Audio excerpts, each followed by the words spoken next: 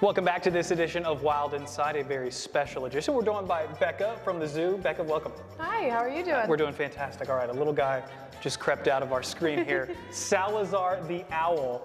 Owl Appreciation Day coming up. He's incredible. Tell me a little bit about Salazar first and foremost. Yeah, so this is Salazar. He is an 8-year-old Eurasian eagle owl.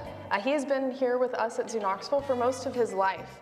Now, owls are magnificent animals. They're great with silent flight, great hunters, but they're not the smartest animals. Really? They're so great at what they do that they don't really need to use their brain too much. Everything we see is like the owl with the graduation cap on, so Yep. so not the smartest. They do have those big old eyes, those red eyes when you brought them in, orange eyes. Yeah. Pretty incredible. How much do the eyes help with the owls? A lot. So their eyes are huge, allows them to be able to see great at night. And these guys have such large eyes that it does leave a little bit less room for a brain, but it allows them to be able to hunt great. And because they are so large, they cannot move their eyes in their socket. So they actually have to be able to rotate their head as much as they do.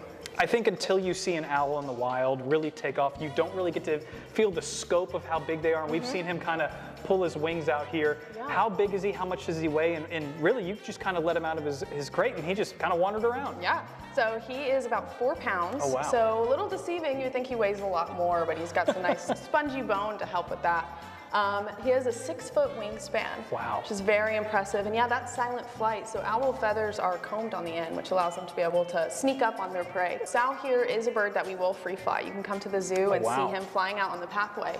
If you notice in the video, he's got a little wire sticking up out of his back. That's a telemetry device, so when we let him out, we can track him. But of course, training with a bird that you are just letting out of their enclosure, that's always a risk, and so it requires a lot of us as keepers and trainers. What about other owls you guys have here? Yeah, so he is our only free-flighted owl. Okay. We do have 2 little burrowing owls that are really cute and on exhibit. We have some owls behind the scenes as well. What do the burrowing owls do? I mean, burrowing just go into the ground, which is kind of opposite what we think of these owls. Yeah, so these owls would be kind of in wooded areas, high up in the trees, but burrowing owls are on the ground, live in little burrows, and they're found here in the United States.